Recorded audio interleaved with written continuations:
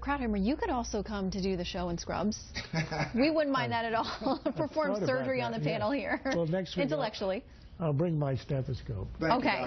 I want to ask you about so many of the Republicans that people would have thought at this point would have been at the top, and they're losing. We've seen Jeb Bush and Scott Walker have sort of precipitous falls in some of these very important states. What do you make of it?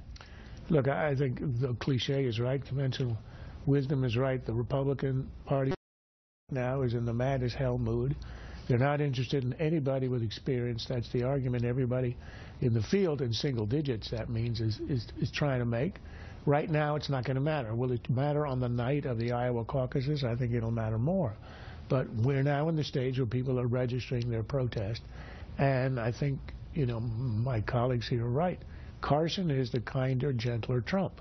If you're mad as hell, but you don't want to be throwing the food around, and you want somebody who's admirable in just about every way, your resting place, the place where you park your vote, at least now, is with Carson.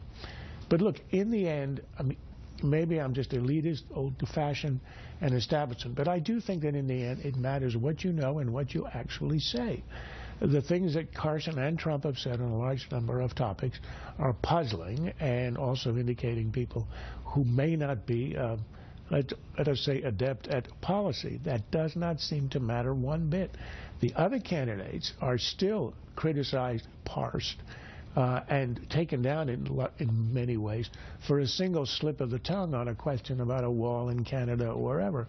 But the two leading candidates, Carson and Trump, are utterly immune to that standard. I don't know that that can persist right through. I expect there'll be a point where people are going to quote what they've said back to them, and they're going to have to answer. Well, we all know some summer flings last and some don't. So we'll see. Next